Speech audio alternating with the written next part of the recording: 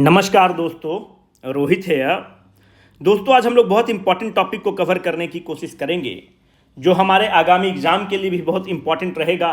और जिस तरह का पेपर का पैटर्न रह रहा है उसमें आप ये उम्मीद कर सकते हैं कि इस टॉपिक से क्वेश्चन रहेगा। आज हम लोग ऑर्डिनेंस का इन एंड आउट कवर करने की कोशिश करते हैं। ये जो ऑर्डिनेंस वाला टॉपिक है, ऐसे भी आपको समझदारी होनी चाहिए क्योंकि आपके मेंस के लिए भी इंपॉर्टेंट होता है और प्रीलिम्स के लिए भी इंपॉर्टेंट होता है, क्योंकि इसमें बहुत कुछ इंपॉर्टेंट एरिया बनते हैं जहां से आप प्रश्न बनाए जा सकते हैं। अगर आप हाल फिलहाल के न्यूज़ में देखेंगे तो ऑर्डिनेंस को लेकर एक बहुत बड़ा मतभेद हो चुका है दिल्ली के लेफ्टिनेंट गवर्नर और दिल्ली के इलेक्टेड मुख्यमंत्री के बीच में, श्री अरविंद केजरीवाल के बीच में। आपको पता है, हमने वीडियो भी बनाया है, उसमें यह कहा गया, सुप्रीम कोर्ट के द्वारा एक आदेश पारित किया गया जिसकी अध्यक्षता डॉक्टर DY चंद्रचूड़ कर रहे थे। उन्होंने कहा कि जो इलेक्टेड गवर्नमेंट ऑफ दिल्ली है उसके पास लैंड को छोड़कर, पुलिस को छोड़कर, पब्लिक ऑर्डर को छोड़कर सारी शक्तियां दिल्ली के इलेक्टेड गवर्नमेंट के पास है। इसका मतलब कि चुनी हुई सरकार के पास है, इसका मतलब कि माननीय मुख्यमंत्री अरविंद केजरीवाल के पास है। जैसे सुप्रीम कोर्ट ने इस जजमेंट को पास किया, दिल्ली के मुख्यमंत्री ने तत्कालीन चीफ सेक्रेटरी का ट्रांसफर करने का निर्णय लिया। उसके बाद जो सर्विस सेक्रेटरी है उसको ट्रांसफर करने का निर्णय लिया। उसके बाद जो विजिलेंस कमिश्नर है उसको ट्रांसफर करने का निर्णय लिया। त्वरित निर्णय लिए गए। ऑर्डिनेंस जो चीफ जस्टिस ऑफ इंडिया के द्वारा जो बेंच जिसने जजमेंट को पास किया, उसने कहा कि जो ऑफिसर का ट्रांसफर और पोस्टिंग होता है, it completely falls in the domain of the elected representative, because the elected representative is accountable to the people and the people of the Delhi has elected Mr. Arvind Kejriwal, so he has the power to transfer the bureaucrats. जो bureaucrats को transfer करने की शक्ति उनके पास इसलिए है because at the end he is accountable to the people and these bureaucrats जो हैं they will have to act as per the directions given by the elected government, because at the end he is accountable to the people, he is not accountable to the people. ये उस पूरे judgement का सार था। जैसे ये judgement आता है, ऑफिसरों का ट्रांसफर और पोस्टिंग स्टार्ट होता है। दिल्ली की सरकार, आपको ये चीज पता होना चाहिए कि the union territory is the centres baby, केंद्र का बेबी है और कुछ नहीं है। जैसे कान पकड़ के नचा देगा यूनियन टेरिटरी को केंद्र की सरकार। तुरंत जो दिल्ली का जो यूनियन गवर्नमेंट है, जब हम आपको दिल्ली की सरकार के खिलाफ जो गवर्नमेंट जो डिपार्टमेंट निर्णय लेती है, जब हम भारत सरकार बोलेंगे तो आप उसको बाय डिफॉल्ट होम मिनिस्ट्री समझेंगे, because the home ministry is the nodal agency that deals with the union territory of the India. तो जो भारत की सरकार है, आनन फानन में एक ऑर्डिनेंस पास करती है और जो सुप्रीम कोर्ट का जजमेंट है उसको बाईपास करती है और कहती है कि जो ऑफिसर का ट्रांसफर और पोस्टिंग होगा उसको मुख्यमंत्री नहीं करेंगे, उसके लिए एक सिविल सर्विस बोर्ड स्थापित होगा और उस सिविल सर्विस बोर्ड में 3 सदस्य होंगे। उस 3 सदस्य में एक मुख्यमंत्री जी होंगे, एक चीफ सेक्रेटरी होगा और एक और ऑफिसर होगा। ये जो चीफ सेक्रेटरी होंगे और जो एक और ऑफिसर होंगे, ये दोनों यूनियन गवर्नमेंट के द्वारा अपॉइंटेड लोग रहेंगे। दिल्ली के मुख्यमंत्री अकेले रहेंगे और यहां पे जो भी ऑफिसरों का ट्रांसफर और पोस्टिंग होगा, यहां पर मेजोरिटी ऑफ वोट से होगा। जब मेजोरिटी ऑफ वोट से होगा, जब ये दो लोग जो पदाधिकारी हैं, ये जब केंद्र सरकार के नुमाइंदे रहेंगे, तो मुख्यमंत्री माइनॉरिटी में आ जाएंगे और कोई भी ट्रांसफर और पोस्टिंग केंद्र सरकार के मर्जी के खिलाफ नहीं हो सकता है। तो it is an act which was made by the union government through the ministry of home affairs to bypass the order और bypass the judgment which was given by the honourable supreme court. ये कैसे bypass किया गया? अभी तो parliament चल नहीं रहा था, तो कैसे किया गया? ये बाईपास किया गया ऑर्डिनेंस के रूट से। यही इंपॉर्टेंट है कि अब लोग कह रहे हैं कि ऑर्डिनेंस का मिसयूज किया जा रहा है। Ordinance is being misused by the central government and it is being misused to bypass the judgement which was given by the apex court of the country. My dear friends, अब हम लोगों ने tone को setup कर दिया है, परिस्थिति को स्पष्ट कर दिया है। अब हम लोग इसका टेक्निकल चीज में इंटर करते हैं। पहले हम लोग वो फॉर्डर लिखेंगे जो हमारे प्रीलिम्स एग्जाम के लिए इंपॉर्टेंट है, फिर हम लोग मेंस एग्जाम की तरफ आगे बढ़ने की कोशिश करेंगे। देखो, पहले ऑर्डिनेंस को इशू कौन कर सकता है, यह बहुत महत्वपूर्ण है। ऑर्डिनेंस इशू करने का पावर केंद्र में पार्लियामेंट के केस में आर्टिकल 1, 2, 3 के तहत है। कौन इशू कर सकता है? राष्ट्रपति महोदया इशू कर सकती हैं। The president of India can issue it.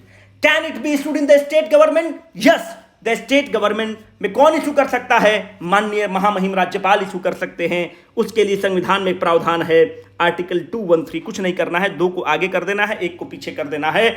Article 213 के तहत राज्यपाल महोदय राज्य में ऑर्डिनेंस को इशू कर सकते हैं। यहां तक अगर बात आपको समझ में आ गई तो एक और हिस्टोरिकल पर्सपेक्टिव को रखना अत्यंत जरूरी है कि जो ऑर्डिनेंस का जो जेनेसिस है, the origin of the ordinance is from where? The genesis of the ordinance is from the Government of India Act 1935. It can be a probable question in your examination, my dear friends. तो पहली बार government of India act 1935 में, मतलब स्वतंत्रता संग्राम के पहले इस चीज को स्थापित कर दिया गया था कि ऑर्डिनेंस मेकिंग पावर का ऐसा ऐसा कुछ प्रावधान होगा। मोटा मोटी हम लोग वहां से लिए हैं। अब जो लिए हैं, कैसे लिए हैं, अभी उसको हम लोग डिकोड करने की कोशिश करते हैं। देखो, पार्लियामेंट के पास 2 पावर है। लेटेस्ट थोड़ा सा अच्छे से हम लोग पढ़ते हैं इसको ना। पार्लियामेंट के पास 2 पावर है। पार्लियामेंट के पास एक जो पावर है उसको आप कहते हैं कि ऑर्डिनरी लेजिस्लेटिव पावर है। ऑर्डिनरी लेजिस्लेटिव पावर की अगर हम बात करते हैं तो इसका मतलब ये होता है कि पार्लियामेंट को ये पावर है कि वह सिटीजनशिप रिलेटेड कुछ कानून को पास कर सकता है। पार्लियामेंट को यह पावर है कि वह टैक्सेशन रिलेटेड कुछ किसी नियम को पास कर सकता है। पार्लियामेंट को यह पावर है कि डायरेक्ट बेनिफिट ट्रांसफर रिलेटेड लेकर कुछ कानून पास कर सकता है। पार्लियामेंट को यह पावर है कि कुछ national highway authority of India को रिलेटेड लेके कुछ एक्ट को पास कर सकता है। मतलब जो ऑर्डिनरी लेजिस्लेटिव पावर है, कानून बनाने की जो ताकत है, वह पार्लियामेंट के पास है। But the parliament has another very peculiar power, that is the amending power. Parliament को यह पावर है कि वह हमारे संविधान को बदल सकता है, provided it does not breach the doctrine of the basic structure. कहने का मतलब है कि वह संविधान को बदलने की भी ताकत पार्लियामेंट रखता है, और इस amending power of the parliament के कारण हमारा संविधान एक लिविंग डॉक्यूमेंट बन के रहता है। अब देखो, ध्यान से समझने वाली बात यह है कि ऑर्डिनेंस जो रूट है, ऑर्डिनेंस के थ्रू जो राष्ट्रपति या गवर्नर जो कानून को पारित करेंगे, he can do the work which is that of the ordinary legislative power. आप ऑर्डिनेंस के थ्रू संविधान को अमेंड नहीं कर सकते हैं। It means the ordinance making power deals with the ordinary legislative power of the parliament. It does not deal with the amending power of the parliament. Parliament के 2 power है। अगर आप ऑर्डिनेंस के थ्रू संविधान को बदलना चाहते हैं तो you can not change the constitution, you can not amend the constitution. But if you want to change, if you want to pass any act, general act, you can do it, but you cannot change or you cannot amend the constitution. Parliament के पास दोनों power है। यहां से एक बात स्पष्ट हो गई कि यह बात होगा, यह काम ऑर्डिनेंस के थ्रू नहीं किया जा सकता है। But the question still remains the same, why? क्यों ऑर्डिनेंस मेकिंग पावर की कंसेप्ट और उसकी परिकल्पना क्यों की गई? देखो, मानते हैं कि अभी तो पार्लियामेंट चल नहीं रहा है। When law cannot be made by the parliament, then president can do it via ordinance. मानते हैं कि अभी लोकसभा चल रहा है उदाहरण के तौर पर, और राज्यसभा नहीं चल रहा है। लोकसभा चल रहा है, राज्यसभा नहीं चल रहा है। मानते हैं कि अभी तो ना लोकसभा चल रहा है ना राज्यसभा चल रहा है, पर अभी एक एक्सीजेंसी की सिचुएशन आ गई, एक ऐसी स्थिति आ गई कि कानून बनाने की जरूरत है। जैसे मानते हैं कि सारे लोग मानते हैं कि खुदा न करे कि कहीं बलात्कार हो, मानते हैं कि एक ऐसी बलात्कार की स्थिति उत्पन्न हो गई, पूरा देश सड़क पर आ गया जैसे निर्भया कांड हुआ था, और पूरा देश कह रहा है कि अब आप एक बहुत ही स्ट्रॉन्ग कानून लेकर आओ महिला सुरक्षा पर। आप एक ऐसा स्थिति बनाओ, एक नए बटालियन का आप उसको बनाने की कोशिश करो जो डेडिकेटेडली महिलाओं से डील करता है। उदाहरण के तौर पर हम आपको बोल रहे हैं। तो भाई, कानून तो ना लोकसभा भी चल रहा है ना राज्यसभा चल रहा है, जनता सड़क पर है, जनता कह रही है कि तुमको अभी बनाना पड़ेगा। चूंकि लोकतंत्र है तो आपको एक ऐसी व्यवस्था रखनी पड़ेगी कि अगर कहीं एक्सीजेंसी की सिचुएशन आ गई, अगर कहीं ऐसी जल्दीबाजी की सिचुएशन है कि अब तो पार्लियामेंट को तुरंत नहीं प्रधानमंत्री बोल सकते, उनका काउंसिल के बस सबको याद हो मेंबर ऑफ पार्लियामेंट अभी कानून बनाना है। अब अगर एक्सीजेंसी की सिचुएशन आ गई, ऐसी विपरीत परिस्थिति आ गई कि हमें अभी तुरंत कानून बनाना है, मेरे पास कोई विकल्प नहीं है, या तो दोनों हाउस फंक्शन में नहीं है या एक भी हाउस अगर फंक्शन में नहीं है, मानते हैं कि लोकसभा फंक्शन में है, राज्यसभा नहीं है। आपको पता है कि किसी भी बिल को एक्ट बनने के लिए अगर वो लोकसभा से निकला है, राज्यसभा में जाएगा, उसके बाद राष्ट्रपति में जाए, राष्ट्रपति से अगर साइन होगा तब वो एक्ट बनता है। मानते हैं कि लोकसभा चल रहा है, राज्यसभा नहीं चल रहा है, वह कानून नहीं बन सकता है। मानते हैं कि लोकसभा ही नहीं चल रहा है, राज्यसभा चल रहा है, फिर भी कानून नहीं बन सकता है, because it has to be passed from the both the house of the parliament. तो अगर ऐसी सिचुएशन है कि दोनों हाउस नहीं चल रहा है, या फिर ऐसी सिचुएशन बनती है कि एक हाउस चल रहा है और एक हाउस नहीं चल रहा, उस केस में अगर एक्सीजेंसी की सिचुएशन आएगी तो उसको हम कैसे कैटर करेंगे, फिर तो बहुत बड़ी समस्या बन जाएगी। तो उस एक्सीजेंसी के सिचुएशन को, मार्क द वर्ड एक्सीजेंसी, उस एक्सीजेंसी को, सिचुएशन को कैटर करने के लिए हमारे संविधान निर्माताओं ने, ये कितने दूरदर्शी सोच के लोग थे, उन्होंने कहा कि there must be a power with the president, जिसके थ्रू वो ऑर्डिनरी लेजिस्लेटिव पावर को कैटर कर सकते हैं। अब देखिए, उन्होंने कहा कि ऐसा एक्सीजेंसी तुमको क्या आ जाएगा कि संविधान को चेंज करने की जरूरत पड़ेगी, इसलिए प्रेसिडेंट को अमेंडिंग पावर नहीं दिया गया। बोला कि अगर ऐसी एक्सीजेंसी सिचुएशन है तो ऑर्डिनरी तुम कानून पास कर सकते हो, पर संविधान को बदल नहीं सकते हो, क्योंकि संविधान को बदलने का अधिकार केवल पार्लियामेंट को है, तुम्हारे पास नहीं है। मेरे बंधु, इस चीज को ध्यान रखना, एक्सीजेंसी सिचुएशन बहुत ही इंपॉर्टेंट है। अब यहां से मेरे पास दो क्वेश्चन उठते हैं कि अगर, देखो प्रीलिम्स में यही सब क्वेश्चन बनता है और कोई क्वेश्चन नहीं बनेगा। अगर मानते हैं कि हाउस डिसॉल्व हो चुका है, हाउस डिसॉल्व हो गया है, can in that case the president issue the ordinance?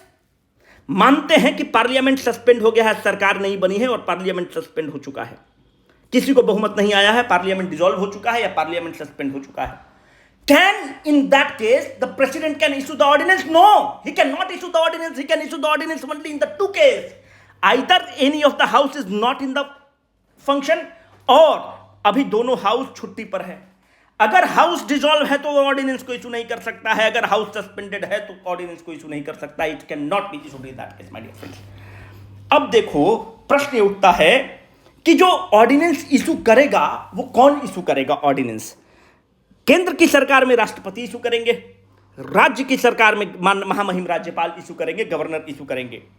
पर ये जो राष्ट्रपति है कैसे इशू करेंगे? दिस राष्ट्रपति has to act as per the advice of the council of minister. Article 74 क्या कहता है कि there shall be a council of minister. 44th constitutional amendment act क्या कहता है कि द राष्ट्रपति is bound to act as per the advice of the council of minister. अगर काउंसिल ऑफ मिनिस्टर ने कहा कि मैडम ऑर्डिनेंस इशू कर दीजिए, क्या राष्ट्रपति ना बोल सकती है? बिल्कुल।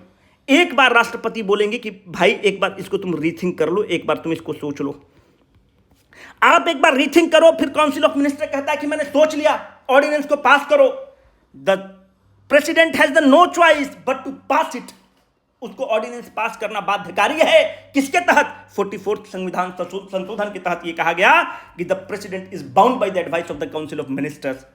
तो फिर आपके जहन में एक प्रश्न आना चाहिए कि अगर ऐसी स्थिति है तो फिर यह पावर क्यों दिया गया कि आप एक बार रीथिंक कर लो? जब भी अगर राष्ट्रपति कभी भी किसी इशू पर यह कह देता है कि एक बार रीथिंक करो, आप यकीन मानिए कि एक बहुत बड़ा पब्लिक डिस्कोर्स के रूप में वह सामने उपस्थित हो जाएगा। जो राष्ट्रपति है वह एक तरह से तो constitutional head of the state है, रियल हेड भले ही नहीं है, पर अगर कोई राष्ट्रपति यह कह रहा है कि आप अपने डिसीजन पर रीथिंक करिए, एक बहुत बड़ा पब्लिक डिबेट खड़ा कर देगा। और जब बहुत बड़ा पब्लिक डिबेट खड़ा कर देगा तो अमूमन यह देखा गया है कि काउंसिल ऑफ मिनिस्टर उस चीज को दोबारा पारित करने से परहेज करती है, क्योंकि लोग को लगा कि अब आप राष्ट्रपति की भी बात नहीं सुन रहे हैं, अब तानाशाह हो गए हैं। अगर राष्ट्रपति उससे सहमत नहीं है फिर भी आप जबरदस्ती उससे पास करा रहे हैं। तो अगर राष्ट्रपति कहता है रीथिंक करने के लिए तो it will open a Pandora's box of the problem, क्योंकि जो पब्लिक डिस्कोर्स है, हिंदू में आर्टिकल आना स्टार्ट हो जाएगा, इंडियन एक्सप्रेस में छाती पीटना स्टार्ट कर देगा सब कॉलमनिस्ट कि देखो देखो मोदी डिक्टेटर हो गया है ना। तो दिस रीथिंक पावर, इसको आप बहुत लाइटली नहीं लेंगे। Try to go inside this कि आप जो रीथिंक करने का पावर है बहुत बड़ा पावर है। अगर एक बार राष्ट्रपति ने कह दिया तो गवर्नमेंट ऑफ द डे उतना मस्टर हिम्मत नहीं जुटा पाएगी कि उसको फिर से पास कर सके। पर मोदी जी हैं तो कुछ कर सकते हैं, ऐसा कुछ नहीं है। अब देखो प्रॉब्लम क्या है, अब हम लोग को समझने की कोशिश और करना है। ऑर्डिनेंस तो हमने इशू कर दिया। ऑर्डिनेंस हमने क्यों इशू किया? एक्सीजेंसी को हैंडल करने के लिए इशू किया कि भाई एक ऐसी स्थिति आन पड़ी है कि हमको हैंडल करना है, उसके लिए हमको कानून बनाना पड़ेगा। भाई एक्सीजेंसी है तो वो जीवन भर तो एक्सीजेंसी होगा नहीं, अर्जेंसी तो जीवन भर होगा नहीं, कुछ समय के लिए अर्जेंसी होगा। तो हमारा सुप्रीम कोर्ट के जजमेंट्स कहते हैं, कॉन्स्टिट्यूशन कहता है कि आपने ऑर्डिनेंस को तब पारित किया है जब आपका या तो एक कोई हाउस सेशन में नहीं है, या दोनों हाउस या तो ये सेशन में है, ये सेशन में नहीं है, ये सेशन में नहीं है, ये सेशन में है, या फिर दोनों सेशन में नहीं है। तो कहता है कि आप जो ऑर्डिनेंस इशू किए हैं it will have a force of a law. इसके पास उतना ही अधिकार है जो पार्लियामेंट के द्वारा पारित कानून को अधिकार है, उतना ही पावर है, पर this will cease to exist when both the house comes, जब दोनों हाउस आ गए, जब दोनों हाउस, ये तब तक वैलिड है जब दोनों हाउस सेशन में नहीं है या एक हाउस सेशन में नहीं है। अगर सिटिंग हो गया हाउस का, मानते हैं कि लोकसभा भी आकर बैठ गई, राज्यसभा भी आकर बैठ गई, मानते हैं लोकसभा को 1 तारीख से, मानते हैं कि 1 जून से सेशन में आ गया है लोकसभा, और राज्यसभा 3 जून से सेशन में आ गया है, तो जो अंतिम हाउस, जो लेट हाउस जो बैठा है, वहां से 6 वीक जोड़ लीजिए।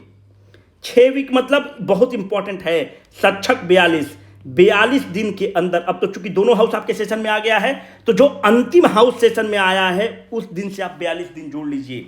42 दिन के बाद ये जो आपने ऑर्डिनेंस इशू किया है, अगर आपने दोनों हाउस से पारित नहीं किया, it will cease to exist as a law. यह कानून के रूप में it will cease to exist, it will not have a force of the law. My dear friends, this is very important for your examination. अब आप देखो, मानते हैं कि यह 3 जून की जगह 10 जून है, तो आप 10 जून से लीजिएगा, 10 जून से 42 दिन जोड़ना है, उसके बाद यह कानून के रूप में कार्यरत नहीं करेगा।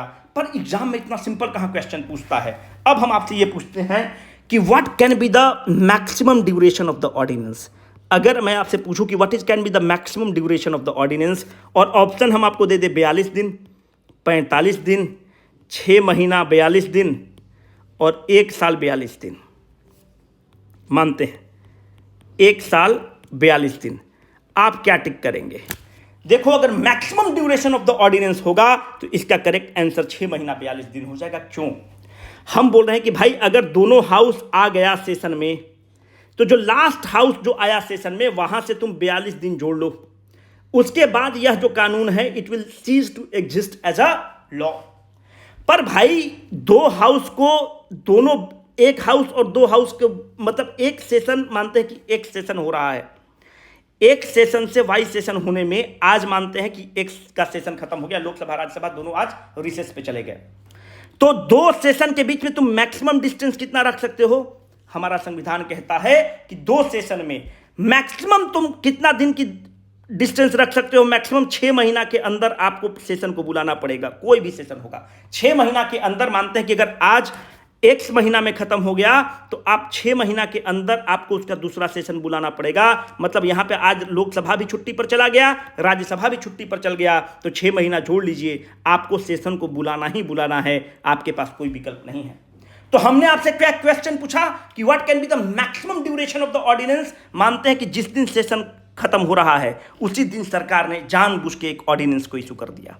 जब ऑर्डिनेंस इशू कर दिया तो ऑर्डिनेंस क्या कहता है कि यू कैन, ये तब तक कानून बना रहेगा 42 day from the date of assembly.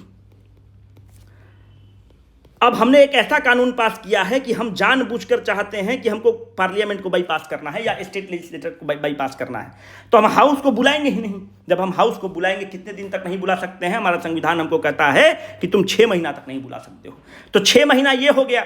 मानते हैं कि एक दिन, मतलब लैम्डा दिन पर हमने दोनों हाउस को बुलाना पड़ गया, क्योंकि हम संविधान से बाध्यकारी है कि हमको बुलाना ही पड़ेगा, तो लैम्डा दिन पर हम बुला लिए। ऑर्डिनेंस क्या कहता है? जिस दिन हाउस असेंबल किया उसके 42 दिन तक यह कानून के रूप में काम करेगा। 42 दिन के बाद यह कानून के रूप में सीज कर जाएगा एग्जिस्ट करने से। आपने आज के दिन, जिस दिन रिसेस हुआ उस दिन इशू किया था, मैक्सिमम आप 6 महीना ले सकते थे। मानते हैं कि लैम्डा दिन पर हाउस असेंबल हुआ, तो यहां से और 42 दिन आप जोड़ लीजिए, तो maximum duration of the ordinance can be maximum duration of the ordinance can be 6 month and 42 days, my dear friends. है ना, ये बहुत इंपॉर्टेंट है, आपसे एग्जाम में क्वेश्चन पूछ सकता है। अगर आप होशियार आदमी हैं तो यहां पर आपके जहन में 2-3 प्रश्न और उठना चाहिए कि can it be challenged in the supreme Court? Can we challenge the ordinance in the supreme Court? बिल्कुल। Sorry, can we challenge the ordinance in the supreme Court? इसको आप सुप्रीम कोर्ट में चैलेंज कर सकते हैं कि नहीं कर सकते हैं? अब ये बहुत ही टिपिकल क्वेश्चन होता है। अब देखो, ऐसा कुछ भी चीज नहीं होगा जिसको आप सुप्रीम कोर्ट में नहीं चैलेंज कर सकते यूजुअली। अब यहां पर देखो कि आपने ऑर्डिनेंस का कंसेप्ट क्यों है, कि ऑर्डिनेंस का कंसेप्ट यह है कि अगर कोई एक्सीजेंसी का सिचुएशन है तो आप उसको हैंडल कर सकते हैं। पर हमेशा हम लोग संविधान में कुछ ना कुछ तो लूप होल नेता लोग निकाल ही लेगा। जब नेता लोग कुछ ना कुछ लूप होल निकालेगा तब वो बदमाशी करना स्टार्ट करता है। जब बदमाशी करना स्टार्ट करता है तो इस ऑर्डिनेंस को पास होने ही नहीं देता है। 42 दिन के पहले फिर से ऑर्डिनेंस को रीप्रोमलगेट कर देगा। कह रहा है कि 42 दिन के बाद वो चीज करेगा, वो 41 दिन पर फिर से इसको रीप्रोमलगेट कर देगा। ऑर्डिनेंस राष्ट्रपति या गवर्नर को बोलेगा, उसके राष्ट्रपति और गवर्नर होंगे कि आप रीप्रोमलगेट कर दीजिए। राष्ट्रपति और गवर्नर के पास कोई विकल्प नहीं है, because he has to act as per the advice of the council of minister. 44th constitutional amendment act कहता है कि president has to act as per the advice of the council of minister. 41 दिन पर फिर उसको रिप्रोमलगेट कर देगा तो फिर उसको 6 महीना और 42 दिन का फिर उसको मैक्सिमम ड्यूरेशन मिल जाएगा। तो कहने का मतलब है कि ऐसी परिस्थिति बन गई कि लोकसभा है और राज्यसभा है। सरकार को लोकसभा में तो बहुमत है, राज्यसभा में बहुमत नहीं है। तो क्या यह कानून पास हो सकता है? पास हो ही नहीं सकता है, क्योंकि कोई भी कानून को पास करने के लिए लोकसभा से भी पास करना पड़ेगा, राज्यसभा से भी पास करना पड़ेगा। सरकार क्या करती है कि आपको पता है कि मेरा मैक्सिमम ड्यूरेशन कितना हो सकता है? 6 महीना और 42 दिन, यही तो हो सकता है। तो सरकार ये करती है कि जैसे आज खत्म हो रहा है तो यहां पे 6 महीना सरकार को मिल गया। उसके बाद जब 42 दिन तक वो कानून के रूप में काम करेगा, 41वां दिन वो क्या करता है कि फिर से राष्ट्रपति को बोलेगा कि इसको रीप्रोमलगेट कर दीजिए। जब आप इसको रीप्रोमलगेट करने की बात करते हैं तो इसको फिर कितना ड्यूरेशन मिल गया? फिर से 6 महीना 42 दिन का इसको फिर से ड्यूरेशन मिल गया। तो इस तरह से you are bypassing the parliament. The parliament was supposed to act, Parliament is supposed to make the law, but you are through this ordinance method you are bypassing the parliament. जब आप bypass कर रहे हैं parliament को, the matter will reach to the Supreme Court, my dear friends. तो matter ऐसा तो है नहीं कि पहली बार ऐसा हुआ होगा। 1970 में एक कुप्पर केस हुआ जो कि बहुत इंपॉर्टेंट है, आपके एग्जाम में पूछ सकता है। कुप्पर केस में क्या होता है कि कुप्पर केस में ये सुप्रीम कोर्ट कहता है, बस याद रखना कि कुप्पर केस में कहता है कि अर्जेंसी बहुत इंपॉर्टेंट वर्ड है। जो भी आपको बोले थे एक्सीजेंसी, आपको यह बताना पड़ेगा कि ऐसी क्या सी आनत आ गई थी, ऐसी क्या अर्जेंसी आ गई थी। अगर हम सुप्रीम कोर्ट में चले जाते हैं कि आप बताइए कि ऐसी क्या अर्जेंसी आ गई थी कि आपको ऑर्डिनेंस इशू करना है, तो अर्जेंसी के केस में ही आप इशू कर सकते हैं, ऐसे नहीं इशू कर सकते हैं। जैसे कि केस में अगर आप देखिएगा तो जब प्रधानमंत्री मोदी बनते हैं 2014 में, तो प्रधानमंत्री जी को अपना एक पर्सनल सेक्रेटरी बनाना होता है। तो पर्सनल सेक्रेटरी के रूप में वो नृपेंद्र मिश्रा को बनाते हैं। नृपेंद्र मिश्रा पर्सनल सेक्रेटरी नहीं बन सकते थे, गवर्नमेंट जॉब में नहीं जा सकते थे, क्योंकि वो ट्राई के अध्यक्ष बन चुके थे। और ट्राई के कानून में ये लिखा हुआ है कि जो भी एक बार ट्राई का अध्यक्ष बन चुका है, he can not go back to the government, कोई जॉब सीख नहीं कर सकता है। पर ये प्रधानमंत्री के पेटेंट आदमी थे, तो प्रधानमंत्री ने उस कानून को बदल दिया ऑर्डिनेंस का। आपको पता है कि वो ट्राई एक्ट को बदलते हैं। ट्राई एक्ट को बदलने का पावर ऑर्डिनेंस को है, बिल्कुल है, because it is not amending the constitution. एक पार्लियामेंट के ऑर्डिनरी लॉ को बदल रहे हैं और ऑर्डिनरी लॉ को बदलने का पावर ऑर्डिनेंस को है। तो नृपेंद्र मिश्रा को अपॉइंट करने के लिए ट्राई एक्ट में तब्दीली लाई गई और ऑर्डिनेंस पास किया गया रातों रात, और नृपेंद्र मिश्रा को प्रधानमंत्री का प्रिंसिपल सेक्रेटरी बना गया है। तो could it have been challenged in the supreme court? Yes, it could have been challenged in the supreme court. कि ऐसी अर्जेंसी क्या आ गई थी भाई? ऐसा अर्जेंसी क्या आ गया था देश में? ऐसा क्या चीज हो गया था? ऐसा अर्जेंसी क्या था कि आपको रातों रात ऑर्डिनेंस लाना पड़ा? Could it have been challenged in the supreme court? Yes, it could have been challenged in the supreme court by default. फिर केस हुआ 1982 का। 1982 में एक बहुत ही इंपॉर्टेंट केस हुआ, AK Roy versus union of India case. AK Roy versus union of India case में यह कहा गया कि जो राष्ट्रपति महोदय को बताया गया है कि हम चैलेंज कर सकते हैं, राष्ट्रपति महोदय को यह बताया गया है कि एक एक्सीजेंसी की सिचुएशन है, तो हम एक्सीजेंसी और जो अर्जेंसी की सिचुएशन है उसको हम कोर्ट में चैलेंज कर सकते हैं। Supreme court AK Roy versus union of India में कहा गया है कि जो व्यक्ति यह कह रहा है कि एक्सीजेंसी की सिचुएशन नहीं है, उसको प्रूफ करना पड़ेगा कि एक्सीजेंसी की सिचुएशन नहीं है, और जो सरकार उसको डिफेंड करेगी उसको प्रूफ करना पड़ेगा कि एक्सीजेंसी की सिचुएशन है। अगर सरकार प्रूफ करने से मना कर देती है कि एक्सीजेंसी की सिचुएशन नहीं थी और आपने ऑर्डिनेंस को पास कर दिया, that ordinance will cease to exist, उसको हम नल एंड वॉइड घोषित कर देंगे। कहने का मतलब है कि AK Roy versus union of India case जो है अर्जेंसी वाले सिचुएशन पर ही बार बार इंपैक्ट करती है। ये दोनों केस बताना इसलिए इंपॉर्टेंट है क्योंकि एग्जाम में अगर आपसे ऐसा क्वेश्चन बना देता है कि which of the following case is related to the ordinance, Cooper case, AK Roy case, तो आप मुश्किल में फंस सकते हैं, इसलिए आपको बताना जरूरी हो जाता है। जो सबसे इंपॉर्टेंट केस है सॉरी, वो है DC Wadhwa versus state of the Bihar. DC Wadhwa versus state of the Bihar case exam के लिए भी बहुत इंपॉर्टेंट है। ऐसा हुआ कि बिहार में 1967 से 81 के बीच में आप देखेंगे तो बहुत ही डामाडोल स्थिति रहती है, बिहार की अस्थिरता रहती है। और उस केस में 256 ऑर्डिनेंस पास किए जाते हैं, टोटल 256 ऑर्डिनेंस। जैसे आप ऑर्डिनेंस को पास करते हैं तो आप अपने लेजिस्लेटिव सिस्टम को बाईपास करते हैं। इस 256 ऑर्डिनेंस में आप देखेंगे कि 69 जो ऑर्डिनेंस हैं इसको बार बार रिप्रोमलगेट किया जा रहा था। जो अभी आपको बताए कि 6 महीना 6 वीक तो उसको समय मिलता ही है, तो जैसे 6 महीना 41 दिन होगा वो फिर से इसको रिप्रोमलगेट कर देगा। क्यों? उसको पता है कि हमको विधानसभा में बहुमत नहीं है, तो इसको फिर से कितना दिन का ड्यूरेशन मिल गया, 6 महीना 6 वीक का। फिर यहां पर 41 दिन होगा, 6 महीना 6 वीक के पहले 41 दिन, तो फिर उसको रिप्रोमलगेट कर देगा। क्यों? गवर्नर उसका आदमी है और गवर्नर जो भी होगा उसको तो एडवाइस को मानना ही पड़ जाता है, तो 6 महीना 6 वीक पे फिर उसको कर देगा। तो इस तरह से आप लेजिस्लेटिव सिस्टम को बाईपास करते हैं और रिप्रोमलगेट करते हैं ऑर्डिनेंस को। तो DC Wadhwa versus state of Bihar में यह कहा गया कि जब आप ऐसा काम करते हैं, जब आप ऑर्डिनेंस को रिप्रोमलगेट करते हैं, it is nothing but it is a fraud on the constitution. और इसी में यह कहा गया, और टाइम जस्टिस पीएन भगवती थे, और इट इज़ अ फ्रॉड, उसको बताते हैं it is a fraud on the constitution. और इसी में सुप्रीम कोर्ट ये कहता है कि आप मैक्सिमम 6 वीक तक ला सकते हो। फिर भी इन लोगों ने लूप होल निकाल रखा है और ऑर्डिनेंस को रिप्रोमलगेट करते हैं, पर सुप्रीम कोर्ट में इसको चैलेंज कर सकते हैं, पर कौन ही करे। यूजुअली सुप्रीम कोर्ट का टिल्ट इस तरह से देखा गया है कि जब भी ऑर्डिनेंस पास होता है या तो उसका लिस्टिंग नहीं हो पाता है, आपके जहन में आता होगा तो सुप्रीम कोर्ट उसको नल एंड वाइड क्यों नहीं करता है, तो सुप्रीम कोर्ट में लिस्टिंग ही नहीं हो पाता उस केस का। सुप्रीम कोर्ट का लिस्टिंग का एक अलग केस है। सुप्रीम कोर्ट बोलता है कि पहले हम फंडामेंटल राइट का देखेंगे, किसी का वायलेशन हो रहा है कि नहीं, तो पहले वो सब केस को सुप्रीम कोर्ट देखता है।